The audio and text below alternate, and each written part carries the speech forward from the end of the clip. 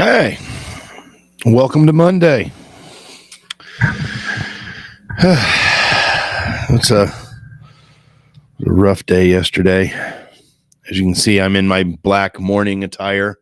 Morning, as in not like we're in the morning, but actually like I'm in mourning, MOURNING. After the complete beatdown my Chiefs took last night. That was not fun. Actually, I had a blast. Had a great time. Had lots of people over at the house. Wife made a great spread. Everybody brought over their own contributions to the effort. Had plenty to eat, maybe too much to drink. But it was a good day. Had a lot of fun. Oh, hey, why is my... You can kind of see all of my mess in the background because I don't have my camera blurred. What's going on here? It's supposed to be blurred. Let's see here. Maybe I can do that real quick. Video.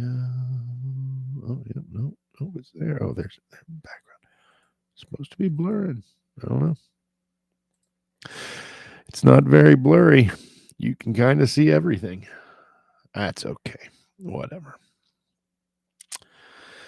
So, yeah, the Chiefs got pounded. I don't even remember what the final score was, 44-22 or something like that. It was awful. It was awful. Hearing a lot of praise and a lot of complaining about the halftime show. I'm apparently at the age that I just don't pay attention to the halftime show. It was on. It was, I don't know. I read some stuff that it was a protest on stage and there's all this deep meaning behind it. Some people calling it just like satanic messaging. I'm like, come on, whoa. Like, why is everybody... What did I miss? Like, I was too busy talking to family and friends. I must have missed something. I've done a little bit of reading on it, but I'm not going to spend a lot of time talking about it because I'm not, like I said, I didn't watch it.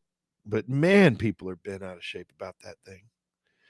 I don't know what the deal was.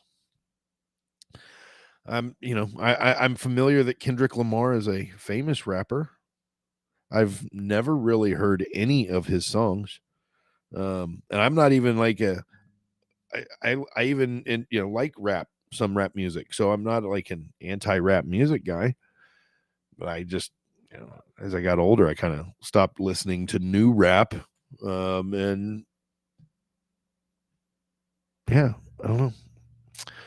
I guess I should, if I want to figure it out, I'll have to dig in a little deeper.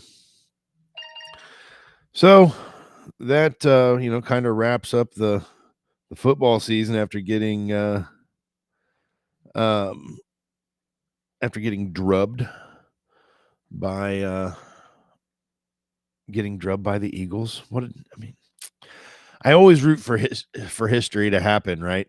So like what was it, 2012 or 15, somewhere back in there, 10 years ago or so, Tom Brady and the Patriots were like undefeated. I hate the Patriots, especially when Tom Brady was, on the Patriots. I hated the Patriots. But I'm telling you what, I wanted to see them win that Super Bowl so I could see history. Nobody's seen an undefeated season since the 72 Dolphins. And I was like, dude, I want to see history. Why wouldn't I want to see history? So I was a big, I was rooting for it the whole way. And freaking Eli Manning gets a ball caught off of his head. Not his head, off of his receiver's head. He just catches it with his head. And then the next thing you know, freaking Giants are beating the Patriots, and we don't get to see history. This is what I'm talking about. And so we had a chance to see history. Now, granted, it's my team, right? It's my team. It's my Chiefs team. Not mine. I don't own it, but it's the one I root for. I'm a fan of the Chiefs, but still, to see so much hatred, to get a opportunity to see history, it's just kind of, you know, whatever. Whatever. People with their bad attitudes. Everything is awful. I feel bad for those people. Even though the game sucked, man, we had a great time. It was a great Super Bowl party. I did, it's whatever. It's whatever. It would have been nice to have seen or made some history with our football team. But you know what? Pitchers and catchers report at the end of the week, so I don't care. Baseball season's going to be here soon.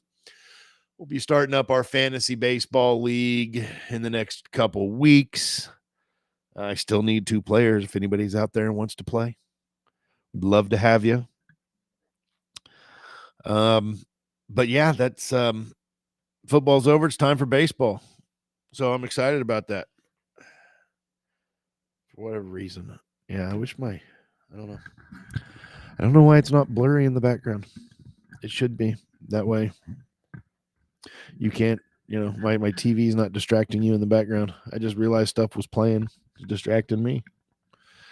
Oh well. Anyway, so that's what happened. So yeah, getting up this morning, that was a little hard. I might have overdone it a little bit. It's okay. It was a good time. And now got a busy week ahead of us. So that's all right. That's what we got going on. So I got a little article here to read, to discuss, put my 2 cents in.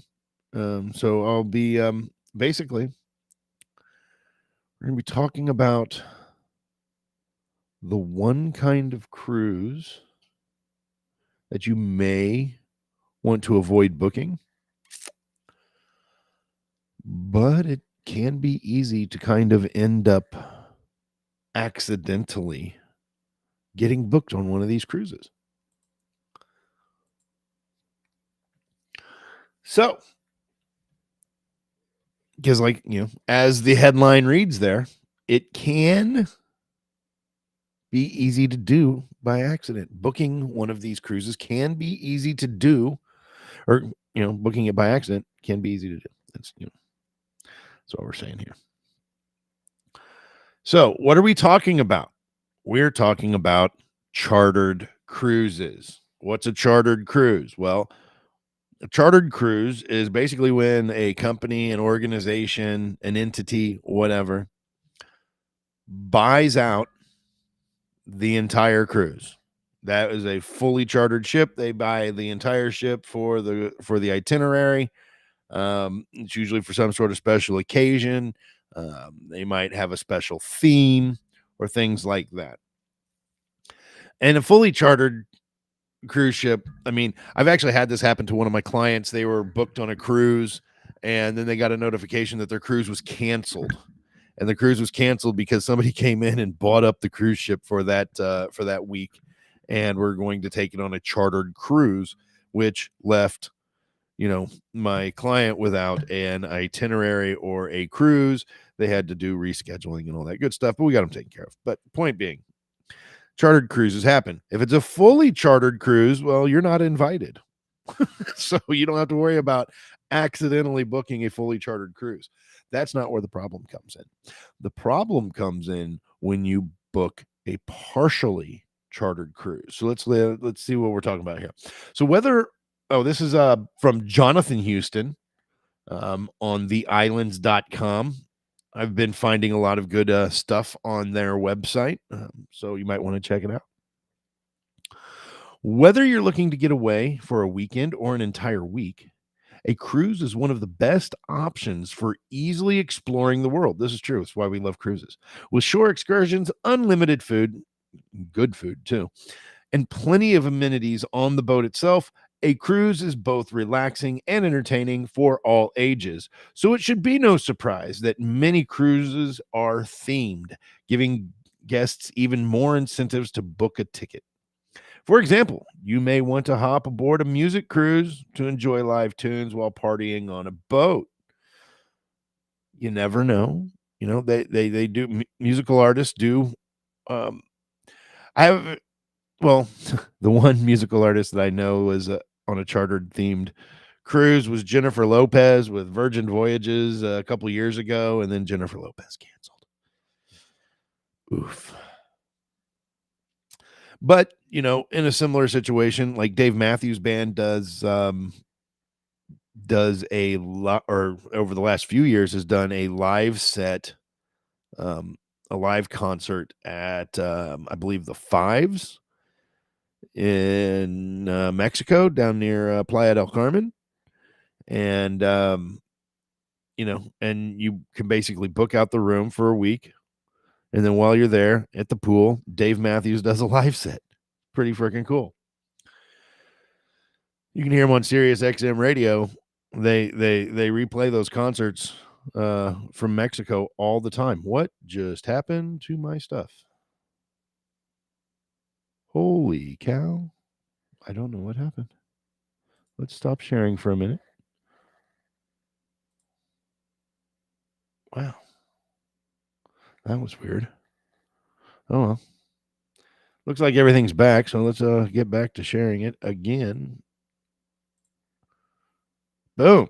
So we're back. All right. But what if you wind up on the wrong type of cruise? You may sign up for a trip wanting just a regular cruise experience, but your vacation ends up unexpectedly being overshadowed by a group that doesn't really align with your interests or travel preferences.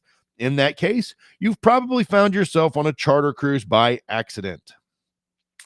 Both full and partial charters are designed to center around a particular theme, but not all guests on the ship know or approve of it. In many cases, the cruise partner won't even disclose that a charter is going on, so you won't even find out about it until you're about to disembark from the port. If this sounds less than ideal for your vacation, let's break down how it happens and how you can avoid a disappointing vacation. So, what's the deal with charter cruises? Chartered cruises fall into one of two categories, full and partial, as we earlier discussed. On a fully chartered cruise, a company or organization takes over the entire ship, meaning only invited guests are allowed to board. That's why my client got canceled and she had to reschedule. For example, a major corporation may charter a cruise for an executive retreat, or an event organization may take over a ship to offer a unique ticketed experience. As you might imagine, these charters are expensive because they're not open to the general public. Partial charters are much more common and are popular for large groups traveling together. Many themed cruises are partial charters, so the organizers take over part of a ship for their own themed entertainment. These cruises may be centered around superheroes, musical acts, or like a singles only trip. While you can definitely make the most of a themed cruise, a partial charter may only take up a large portion of the boat. May only take up a large portion of the boat? Okay. So if you don't love the theme they've chosen or are trying to meet other singles, you might have a great vacation. Some themes may not align with your personal preferences though, and or they may be more adult oriented. There are plenty of those adult oriented cruise charters, and that might make it a little sketchy, iffy, tricky for families if you have small children. Like, you don't want to have to explain that stuff to your kids. So, regardless of whether you are on a chartered cruise or not, you can still partake in the scenic activity Rick Steves claims is one of the best parts of cruising. So, why should you avoid booking chartered cruises as a generic guest? Well, don't get us wrong. Themed cruises can be a lot of fun when you know what you're getting yourself into. However, most cruise lines don't disclose whether a group or organization has partially chartered a ship. So if you're not trying to be on a themed cruise, you may not have much of a choice. No matter how much you plan ahead of time, you may have a wildly disappointing experience. Beyond sharing a cruise with a group you may not want to hang out with, booking a partial charter comes with a few other issues. If the group is big enough, they may take over entire sections of the ship, including the stages, the clubs, the restaurants, maybe even the pool. This limits what you are able to do on the boat at any given time. Additionally, if the group partakes in shore excursions, they may rent out all available time slots for the shore excursion, and then you would not be able to do what you wanted to do on land. Another problem. So, larger groups may also bump you to a different type of cabin than what you were expecting or what you had paid for. And quite honestly, that would piss me off. Do not take me out of my room cabin. I mean, unless you're going to upgrade me, but do not downgrade me. No, that would really piss me off. Fortunately, you don't have to roll the dice when booking your next cruise vacation. Instead, you can be proactive. So there are no surprises. First, you can look up your itinerary and see if there are any themed cruises that overlap your dates. Second, you can call the cruise line directly and ask about partial charters. Finally, if you use a travel agent like myself, right? If you use a travel agent like me, I can help you figure out if it's been chartered partially or otherwise, and see what I can do to find out more about any themes involved. So just another reason, there wouldn't even be there's no charge to do that for you as a travel agent or anything else. So plan accordingly. Ask your travel agent to help you plan accordingly. So there you go. That's a good idea to try to avoid those themed cruises if you don't know, if you're not aware. So here's something else interesting I found this morning. I need to share something else I found interesting this morning. Apparently, Elon Musk and SpaceX are in hot water with the some of the Caribbean islands.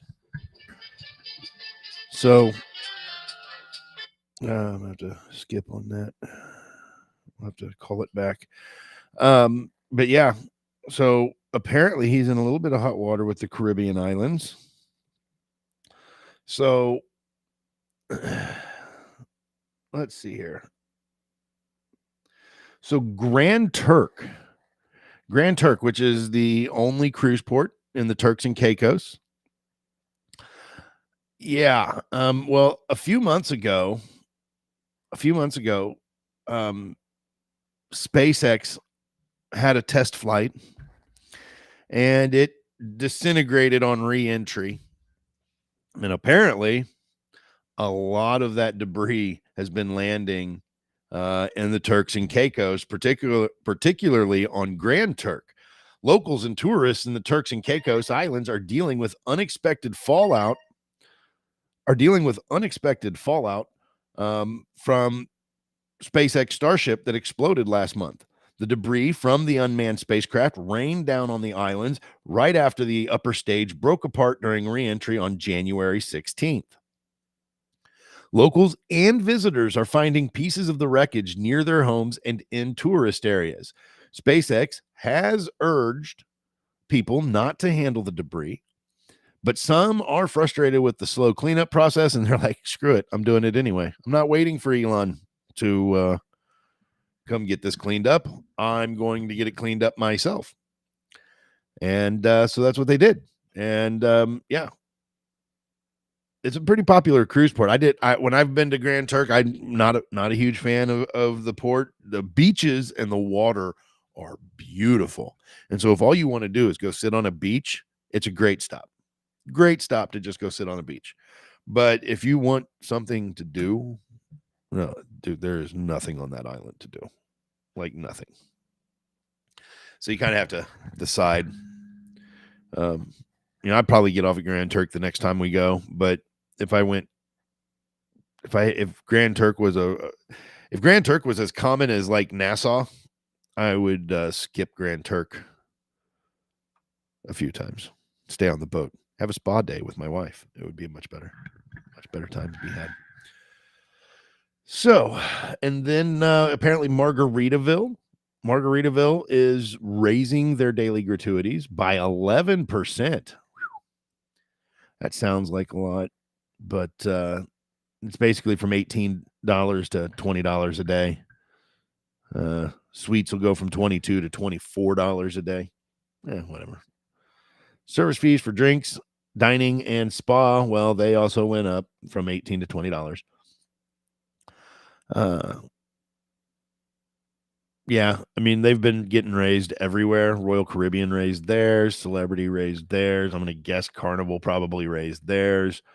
Um, like it says, the move follows an industry-wide trend. Disney last month raised gratuities by up to 16% for suite guests. And these rates, took effect probably at the beginning of this month. It says earlier this month. I'm going to assume it started on February 1st. Also, Disney Cruise Line is expanding its itineraries for next summer. 2 Disney ships, Disney Magic and Disney Wonder, will sail Alaska cruises from Vancouver for the first time simultaneously. Disney Dream will debut in Italy and cruise throughout the Med. Disney Fantasy and Disney Wish will continue their Bahamas and Caribbean sailings from Port Canaveral, which is Orlando for the cruise uninitiated, while the Disney Destiny will depart from Fort Lauderdale. Oh, interesting tidbit, Fort Lauderdale. So, I mean, most people don't realize Fort Lauderdale is really close to Miami. Like, the flight costs are almost like 30% cheaper, 50% cheaper than flying into Miami. And then you're talking about a 20-minute drive from Lauderdale to Miami. Might be something to consider when you're planning a trip, especially if you need to go to Miami. You might be better off just flying into Lauderdale and then making the drive. Just a suggestion, something I've been talking about with some of my clients. And of course, the Disney Adventure, the mega ship launching from Singapore, will sail through Asia. The line is also expanding its stops at its private islands in the Bahamas. All right. So there you go. That's just kind of what's happening in the travel industry. It's a Monday. There's not a whole lot else to be going on and to be talking about. So I'm going to make it a quick one and I'm going to wrap it up today. And we'll be back tomorrow. I'll have some new stuff coming out later this week as it relates to what we're doing with Living Life in Style, with our travel efforts, and our programs coming up and coming out in the near future. So that will be awesome. And yeah, I'm just going to leave it at that. We'll talk in greater detail as these things come out. Matt, I think, is feeling better, so I hope to see him sometime this week. We'll see when he can join us. He's just going to join us when he can. I think he was going to join us today, but he got stuck on hold with some government office. God, what an awful experience. We should have just had him be on the show anyways while he was on hold. That would have been funny. We could have had fun with that. Well, maybe next time. Anyway, I'm Eric Tiemann. Like and subscribe and hit the bell and all those things. Make sure you, tell your friends, share my channel, all of that wonderful stuff as I get better at this and we keep rolling it out there. Yeah, I look forward to having more fun stuff to talk about and more fun stuff, fun type of activities going on with just letting everybody know what's going on. So anyway, I'm gonna hop off here. I'm gonna get some of this stuff done that I need to get done so that I can roll it out later this week so I can tell you about what I was telling you about earlier. Exactly. So that's what I'm gonna be doing. Have a great Monday. Too bad the Chiefs lost, but whatever. It's Royal season now. Pitchers and catchers report this week. It's gonna be good. I'm excited for baseball season. You guys have a great day. Like I said, this is Eric Tiemann. And And this is Middays Midlife in the Midwest, brought to you by Living Life and Style Travel. Please like, subscribe, and share, and we'll see you tomorrow.